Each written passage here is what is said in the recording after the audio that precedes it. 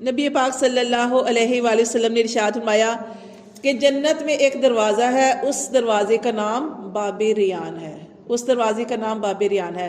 اس میں کون لوگ جائیں گے؟ وہی لوگ جائیں گے جو روزے رکھتے ہیں، جو روزے رکھتے ہیں وہ اس دروازے سے داخل ہوں گے، باب ریان سے۔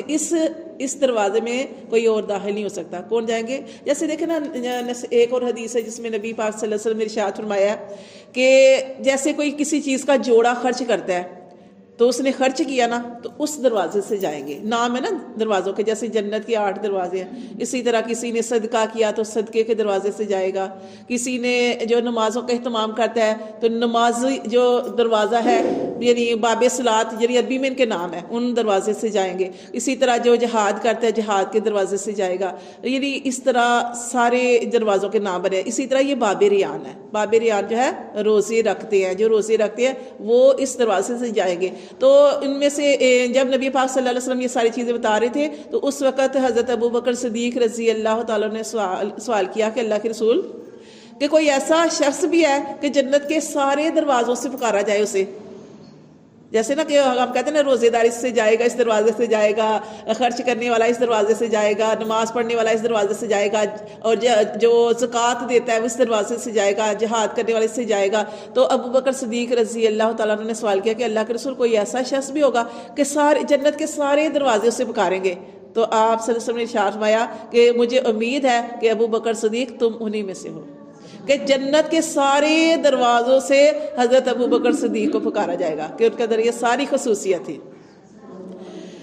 اور اسی طرح روزے میں یہ بھی آتا ہے، جیسے سحری کھایا کہ سحری کھایا کرو، سحری میں برکت ہے۔ اسی طرح روزے کے بارے میں یہ بھی آتا ہے کہ جب آپ نے روزہ رکھا ہے تو کوئی آپ کے ساتھ لڑائی کرنے کی کوشش کر رہا ہے تو آپ نے نہیں لڑنا، بلکہ کیا کہہ دینا کہ میں روزے سے ہوں، میں روزے سے ہوں۔ آپ نے لڑائی نہیں کرنی بلکہ اسے یہ کہہ دینا کہ میں روزے سے ہوں۔ اچھا، اس رمضان کے بارے میں دیکھیں، نبی پاک صلی اللہ علیہ وسلم نے ارشاد فرمایا کہ اس مہینے میں مجھے 5 چیزیں جو ہیں وہ عطا کی گئی جو مجھ سے پہلے کسی نبی کو نہیں ملی۔ کیا ہیں وہ چیزیں؟ کہ جیسے روزہ دار ہے اس کے منہ کی خوشبو اللہ کو مشک کی خوشبو سے زیادہ پسند ہے۔ جب سارا دن ہم بھوکے رہتے ہیں تو ویسے تو ہم برش وغیرہ کر لیتے ہیں، لیکن روزے کی حالت میں ہم یہ بھی نہیں کرتے۔ تو اللہ تعالیٰ کے نبی نے ارشاد فرمایا کہ روزے دار کے منہ کی خوشبو اللہ تعالیٰ کو مشک کی خوشبو سے زیادہ پسند ہے۔ پھر روزے دار کے لیے دریا کی مچھلیاں، جس نے روزہ رکھا ہے اس کے لیے دریا کی مچھلیاں استغفار کرتی رہتی ہیں، اور کب تک کرتی ہیں؟ جب تک انسان روزہ افطار نہیں کرتا، یعنی افطاری کے وقت تک اس کے لیے دریا کی مچھلیاں وہ استغفار کرتی رہتی ہیں۔ اور آگے ہے کہ جنت ہر روز آراستہ کی جاتی ہے، اور یہ بھی ہے نا کہ جہنم کے دروازے بند کیے جاتے ہیں۔ اور کیا ہے کہ نمبر 4 شیطان جو ہے سرکش شیطان جکڑ دیے جاتے ہیں، شیطان جو ہے وہ جکڑ دیے جاتے ہیں، ٹھیک ہے نا، کہ یہ وہ ایسا مہینہ ہے کہ اس میں شیطانوں کو بھی قید کر دیا جاتا ہے، ٹھیک ہے۔ پھر آگے ہے رمضان کی جو آخری رات ہے، رمضان کی آخری رات، اس میں نبی پاک صلی اللہ علیہ وسلم نے ارشاد فرمایا کہ روزے دار کے لیے مغفرت کر دی جاتی ہے، بخشش کر دی جاتی ہے روزہ دار کی۔ تو صحابہ کرام نے عرض کی کہ اللہ کے رسول کیا یہ رات لیلۃ القدر ہے؟ کیا یہ رات لیلۃ القدر ہے؟ تو آپ صلی اللہ علیہ وسلم نے ارشاد فرمایا کہ نہیں، لیلۃ القدر نہیں ہے، بلکہ یہ آخری رات ہے۔ یہ آخری رات میں کیا ہوتا ہے؟ 29 جو ہوتی ہے آخری رات، 29 بھی ہوتی ہے، 30 بھی۔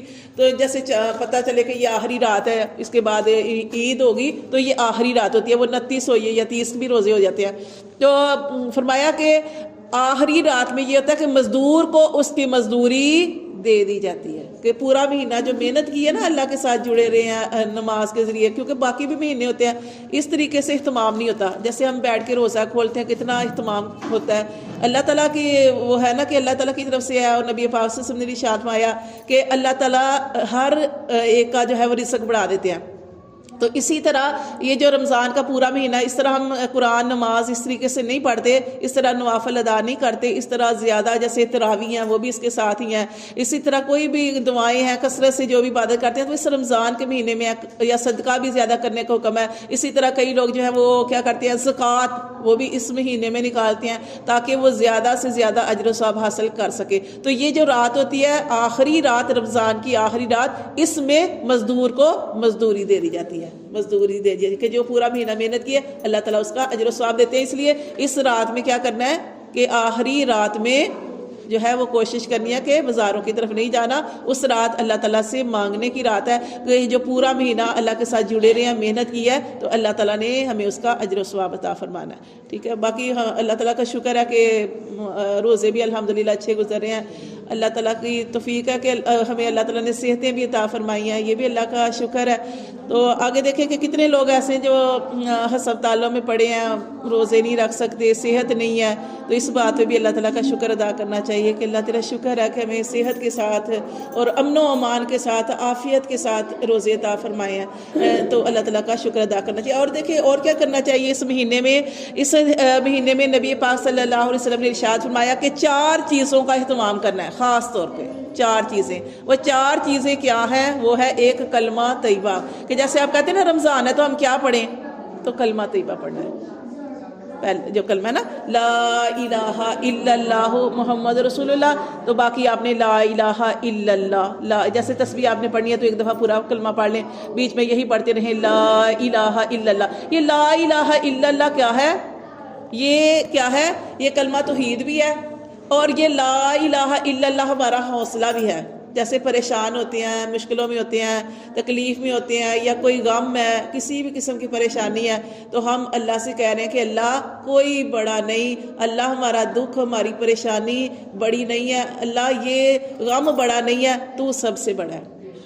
تو یہ کلمے کا یہ مطلب ہے لا الہ الا اللہ, کہ اللہ تو اس سے بڑا تو کوئی بھی نہیں ہے. اللہ یہ ہماری پریشانی غم بڑا نہیں, بلکہ تو سب سے زیادہ بڑا. تو یہ کلمہ ہے, یہ پڑھنا ہے. اور نبی پاک صلی اللہ علیہ وسلم نے ارشاد فرمایا کہ جس نے اخلاص کے ساتھ ایک مرتبہ بھی کلمہ پڑھ لیا وہ ضرور جنت میں جائے گا. یعنی کوئی نیک عمل نہیں کیا لیکن اس نے کلمہ پڑھا ہوا ہے, تو آخر کار وہ جہنم سے نکال کر جنت میں داخل کر دیا جائے گا. یا یہ بھی ہو سکتا ہے کہ اللہ اس پر اتنا مہربان ہو کہ اللہ تعالیٰ اسے ایسے ہی جنت میں داخل کر دیں. کلمے کا اہتمام کرنا ہے.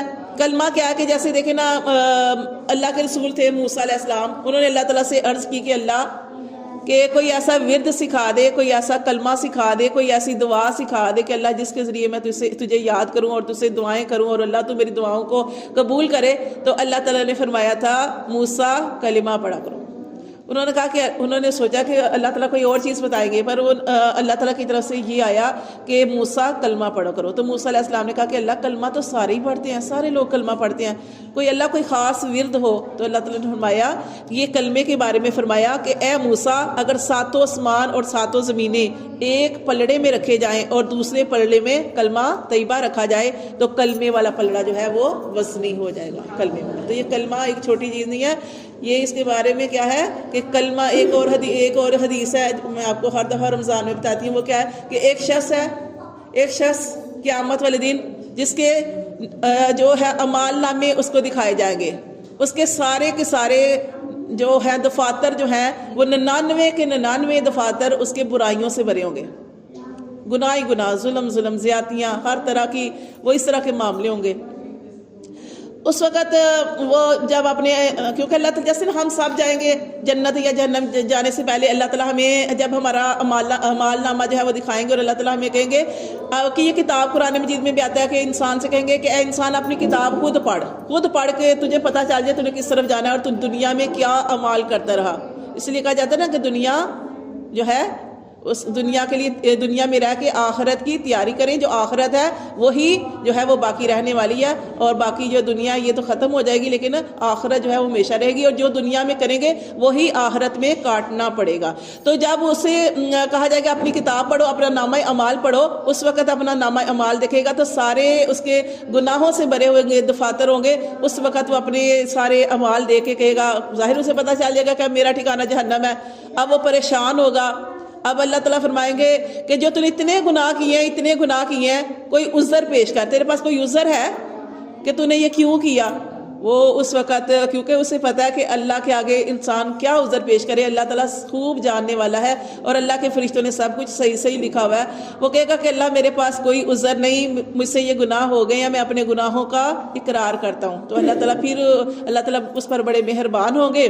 تو اللہ تعالیٰ فرمائیں گے کہ پھر بھی تو دیکھ کہ کوئی ایسا عذر ہو سکتا ہے یاد کر، وہ کہے گا کہ اللہ میں اپنے سارے گناہوں کا اقرار کرتا ہوں، بس مجھے یہ گناہ ہو گئے ہیں، وہ اس طرح کا اقرار کرے گا. لیکن اللہ تعالیٰ اس قدر اس کے اوپر مہربان ہوں گے اس وقت کہ اللہ تعالیٰ فرمائیں گے چلو تمہاری ایک نیکی میرے پاس ہے. اور وہ نیکی کیا ہے کہ اللہ تعالیٰ اسے ایک چھوٹا سا پرچہ یا پرچی دیں گے جس کے اوپر کیا لکھا ہوگا؟ کلمہ طیبہ، لا الہ الا اللہ محمد رسول اللہ، یہی لکھا ہوگا. وہ بندہ جو ہے نا پرچی ہاتھ میں لے گا اور اللہ تعالیٰ کہیں گے جاؤ اسے تلوا لو. وہ کہے گا، دل میں سوچے گا، اللہ سے تو نہیں کہے گا، وہ دل میں سوچے گا کہ اتنے میرے گناہوں سے دفتر بھرے ہوئے ہیں سارے کے سارے، اور یہ ایک چھوٹی سی پرچی کا کیا کام کرے گی؟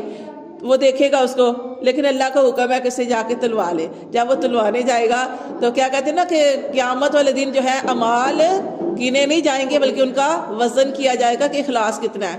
اور ویسے بھی یہ پرچی تو اسے اللہ تعالیٰ نے خاص طور پہ عطا فرمائی. اب ایک طرف اس کے سارے گناہ رکھے جائیں گے اور دوسری طرف اس کی وہ جو پرچی تھی جس کے اوپر کلمہ لکھا ہوا تھا وہ رکھا جائے گا، تو کلمے والا پلڑا وزنی ہو جائے گا. تو یہ اس کو ہلکا نہیں سمجھنا چاہیے. اگر آپ کو کوئی بھی، جیسے ہم لوگ پریشان ہوتے ہیں، کسی کو کوئی پریشانی ہے، کوئی مسئلے مسائل کا ہم شکار ہوتے ہیں، تو ان مسئلوں سے پریشانیوں سے نکالنے والا اللہ ہے. تو جب کچھ سمجھنا نہ آئے تو کلمہ پڑھنا چاہیے، اور کلمے کو ایسے پڑھنا چاہیے اس کا مطلب ذہن میں رکھ کے کہ ہمارے غم پریشانیاں تکلیفیں دور کرنے والا صرف اللہ ہے، اللہ کے علاوہ کوئی بھی نہیں ہے. آپ کے ساتھ کوئی کتنا بھی مخلص ہو جائے، کتنا بھی، جیسے نبی پاک صلی اللہ علیہ وسلم کی حدیث کا مفہوم ہے کہ ساری دنیا کے سارے لوگ کسی کو فائدہ دینے کے لیے جمع ہو جائے تو فائدہ دے نہیں سکتے جب تک کہ اللہ کو حکم نہ ہو. اور ساری کی ساری دنیا آپ کے خلاف ہو جائے لیکن اللہ نے آپ کے لیے بہتری لکھی ہے، بھلائی لکھی ہے، خیر لکھی ہے، تو آپ کو کوئی دکھ پریشانی اور یہاں تک جادو بھی کچھ بھی آپ کے اوپر نہیں ہو سکتا. اس لیے آپ نے کبھی بھی اپنا ذہن یہ نہیں بنانا. اس لیے عورتوں کا بہت زیادہ ذہن ہے ہمارے اوپر فلاں نے کچھ کر دیا. دیکھو زندگی کے اوپر، زندگی میں ہمارے اوپر تکلیفیں آتی ہیں، ہمارے نبیوں پر تکلیفیں آئی ہیں، ہمارے ساتھ بھی رزق کے اندر کمی بیشی ہو جاتی ہے. ہم اب اپنا یہ ذہن بنا لیں کہ فلاں نے ہمارے ساتھ یہ کیا، فلاں نے. کبھی بھی اپنا ذہن نہ بنائیں. اللہ کے حکم کے بغیر کوئی چیز جو ہے وہ نقصان نہیں پہنچا سکتی. تو اس لیے اللہ، اگر کسی نے کچھ کیا بھی ہو تو آپ اللہ کو یقین کے ساتھ پکاریں گے تو انشاءاللہ اللہ تعالیٰ آپ کی خیر فرما دیں گے. تو 4 چیزیں کرنی ہیں. اس میں کیا ہے؟ کلمہ طیبہ. دوسرا کیا ہے؟ استغفار. استغفار کرنا ہے. استغفر اللہ ربی من کل ذنب و اتوب الیہ. اللہ میں اپنے سارے گناہوں کی تو اس سے معافی مانگتی ہوں. و اتوب الیہ، اور اللہ میں تیری طرف رجوع کرتی ہوں. اس کو آپ نے پڑھنا ہے، استغفر اللہ ربی من کل ذنب و اتوب الیہ. ٹھیک ہے. یہ پنجم کلمہ بھی آتا ہے. سید الاستغفار بھی، اللہم انت ربی لا الہ الا انت خلقتنی وانا عبدک وانا علی عہدک ووعدک ما استطعت اعوذ بک من شر ما صنعت ابوء لک بنعمتک علی وابوء بذنبی فاغفر لی فانہ لا یغفر الذنوب الا انت. یہ بھی اس کو ششم کلمہ بھی کہتے ہیں اور سید الاستغفار بھی کہتے ہیں. بہرحال آپ اللہ کو جیسے مرضی پکار لیں. عربی دعائیں نہیں آتی تو آپ ایسے ہی کہہ دیں اللہ معاف کر دے، اللہ معاف کر دے. اللہ کو ایسے بھی پکار دے، جیسے بھی اللہ کو پکاریں گے اللہ سننے والا ہے. تو کلمہ طیبہ پڑھنا ہے، استغفار پڑھنا ہے، اور کیا کرنا ہے؟ تیسری چیز جنت کا سوال اور جہنم سے معافی. تو اس کے لیے وہ دعا پڑھ لے، اللہم انی اسالک الجنہ واعوذ بک من النار. اور اس کے بارے میں حدیث بھی ہے. نبی پاک صلی اللہ علیہ وآلہ وسلم نے ارشاد فرمایا کہ جس نے یہ ایک دفعہ یہ دعا نہیں آپ نے پڑھنی، یہ یاد رکھ لیں، اس دعا کو 3 دفعہ پڑھنا ہے. یہ حدیث ہے، اللہم انی اسالک الجنہ واعوذ بک من النار. آپ سے سب نے ارشاد فرمایا جس نے یہ دعا 3 مرتبہ پڑھی، کہ جس نے 3 دفعہ اللہ سے سوال کیا اللہ مجھے جنت دے، اللہ مجھے جہنم سے بچا. یہی اس کا مطلب ہے نا. جس نے 3 دفعہ کہا، تو جب ہم یہ 3 دفعہ پڑھتے ہیں تو جنت اللہ سے کہتی ہے اللہ تیرا بندہ تجھ سے جنت مانگ رہا ہے تو اللہ سے جنت عطا فرما. جنت کہتی ہے. تو پھر یہ اس لیے جب یہ آپ نے دعا پڑھنی ہے تو یہ پڑھنی ہے. اور جب ہم کسی چیز کو مانگتے ہیں تو اللہ تعالیٰ ضرور عطا فرماتے ہیں. جیسے ہم کل پڑھے تھے خوف اور امید کے درمیان رہنا، تو اللہ سے ڈرنا بھی چاہیے اور امید بھی رکھنی چاہیے کہ انشاءاللہ اللہ ہمارے ساتھ بہتری ہی والا ہی معاملہ فرمائے گا. تو اللہم انی اسالک الجنہ اعوذ بک من النار. ٹھیک ہے. یہ 4 کام جو ہیں وہ لازم کرنے ہیں رمضان کے اندر.